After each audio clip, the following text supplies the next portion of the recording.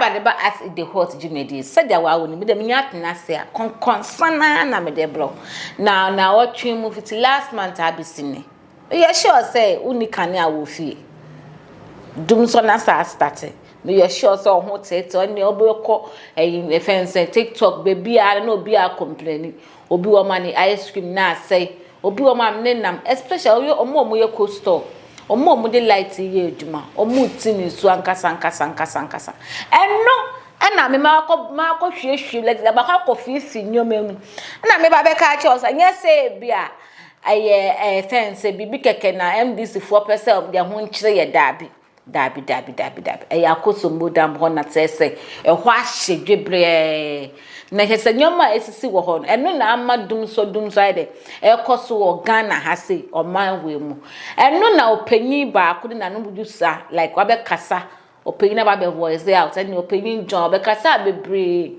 na wo de onimi nsem ni bi wo ma me de ma no be ka dabi me de ma no kan enyeye sada wa woni me de ma yanyina ye ho kire yo ehwo no yanyina ye ho kire na nso opanyi no nsem bi o kan me pese ye nko ni enkoti.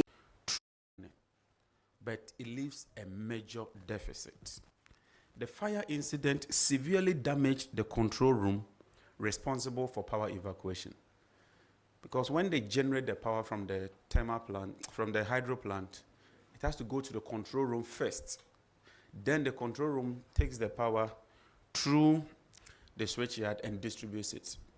And so when you lose the control room, it means that on the spur of the moment, you cannot evacuate any power, thereby crippling the critical component of the transmission system, leaving over 1,000 megawatts of power stranded at Akosombo. Obviously, with such an unfortunate situation, and inevitably, it results in supply disruption across parts of the country. Fellow Ghanaians, as minister responsible for the energy sector, my foremost desire and objective is to ensure that every Ghanaian and every part of our country enjoys a stable, reliable, and uninterruptible power supply for economic activity and social activity. This has been the focus of our effort since assuming office, and we have not relented on that effort. This unfortunate and unprecedented disaster, which I have never witnessed, has resulted in the temporary curtailment of power from our largest generation source, the Akosombo Dam, leading to severe power challenges not witnessed in recent times. Let me state, and I state humbly, to all those affected by this situation, I wish to assure you that I deeply empathize with you and I share your frustration and discomfort in this trying moment. We never anticipated this. We never saw it coming. We've never witnessed it. It's challenging, but we would rise above this challenge. Let me assure you that government, working through all relevant sector agencies, have responded with urgency and coordination. Our engineers have since remained on site. Some of them have stayed there for 3 continuous days without leaving site, working around the clock under very, very extreme and difficult conditions to restore operations. It has been hard work. It has been determination. When I visited the dam site and received the briefing, it was very challenging. Others thought that it was not going to be possible. But I'm pleased to inform you today that through emergency technical interventions and sheer determination, the first generation unit was successfully restored yesterday. This afternoon, as I was about preparing to come for this briefing, I received confirmation from the acting GRIDCO MD and the VRA MD that the second unit has also been brought and is generating power.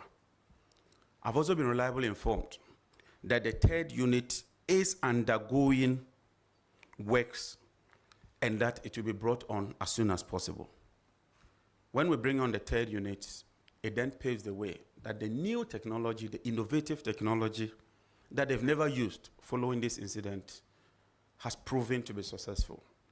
Then they will bring on the remaining 3 units.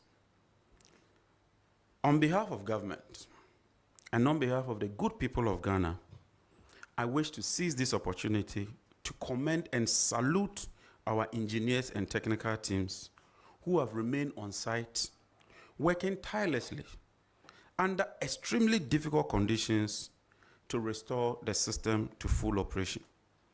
Let me tell you that your dedication, your professionalism, and unwavering commitment in the face of these daunting challenges and situation is truly, truly commendable.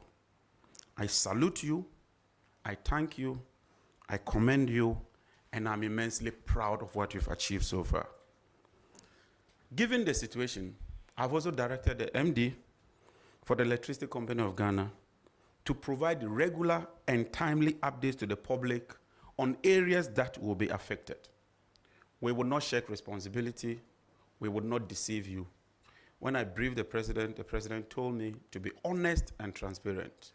Yes, this unfortunate incident leaves a gap, and so it will affect some people. And so ECG, under the management of Engineer Julius Pekman, have been publishing regional updates. And in collaboration with the Ministry of Information, we're even going to make it more available for everybody to see what is happening.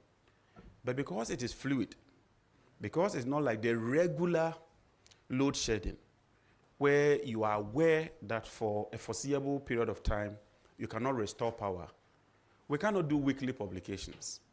In fact, engineers are working around the clock. Within this week, they are pushing to restore all the plants back online. And so we can only provide you with a very short interval period. Indeed, this morning, we published a schedule for 6 o'clock to 6 p.m. That's 6 a.m. to 6 p.m. This afternoon, they've had to review it because one more plant is come on with about 140 megawatts. And so we would not live in denial. When we face challenges, we will tell Ghanaians. We know that, like me, every Ghanaian wants to enjoy uninterruptible supply of power. But I also do know that Ghanaians also appreciate it when Unlock your stay for less with app-exclusive prices. Download the free Booking.com app today.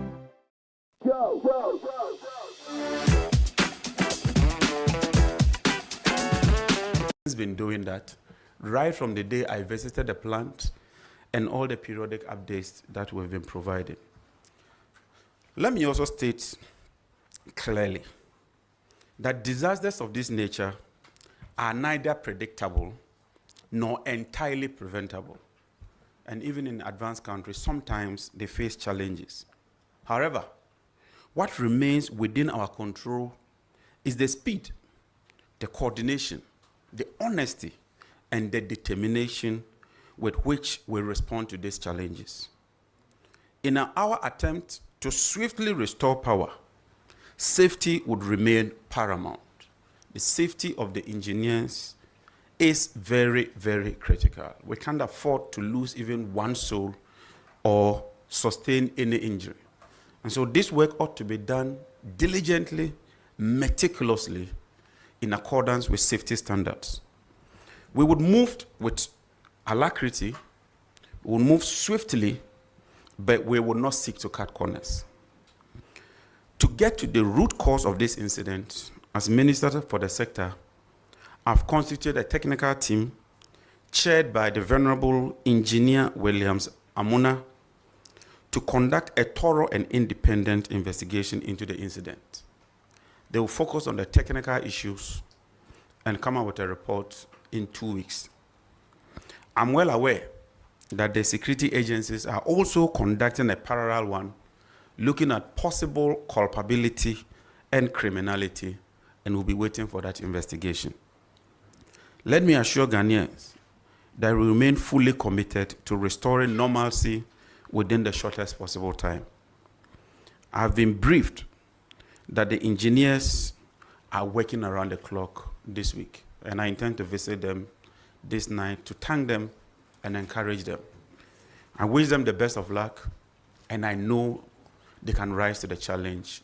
And from what I'm witnessing, the engineers have indeed shown that they can do it. Thank you very much. Let me now deal a little bit with the few or pockets of distribution challenges that we face. Many transformers across the country are becoming obsolete and overstretched due to increasing demand and years of underinvestment. In about 10 years, our demand has doubled. In fact, when you look at the record, it has more than doubled. What it means is that we have to increasingly invest in the sector. But due to underinvestments over the years, this has resulted in overloads, low voltages, and recurring outages. Government is addressing this issue head-on by implementing a nationwide transformer upgrade and replacement program. As an immediate intervention, this month alone, we have installed almost 200 transformers, and we have the list with Roxanne. He will make that available to you. In Tamale, on the day of the incident, I personally visited Tamale, and we have the list of all the areas that these transformers have been installed. This week, we intend to deploy another 140 of these transformers. In all, we seek to deploy 2,500 transformers to improve supply reliability and improve the voltages as well. To improve these voltages, high-capacity transformers are being deployed at key primary supply stations. Already, we have done Adenta, and that can be verified. We've done Lashibi, that can be verified. Yesterday, we did Teshinungwa, that can be verified. Within this week, by close of week, we will move to Kumasi to tackle the Rage primary substation. These are big, big transformers. And we are moving away from the 20 kVAs to about 30 kVAs and above. And that tells you that we are really investing in the sector. But it takes a bit of time to realize the benefits of all the investments we are making. The Ghana Grid Company is also preparing to commence critical transmission reinforcement works in Kumasi in June. And what we've decided is that we should allow the World Cup to pass. After that, we'll zoom in to do the transmission works. We're also working on some distribution lines, and Avensis will move to Kumasi this very week to commence work on the distribution lines. To further strengthen the system in Kumasi, Senate Energy Limited is airlifting a critical component which is expected to arrive here tomorrow and will be transported to Kumasi to further strengthen the generation network in partnership with Gridco. And so let me assure you that we are confronting both immediate disruption and long-term structural weaknesses within the ECG and NETCO operational areas. We inherited a challenge, but we are determined to address that challenge, like we did with the fuel issue, with the generation issue, with the IPPs, and all the other hydra-headed problems that we encountered. We are restoring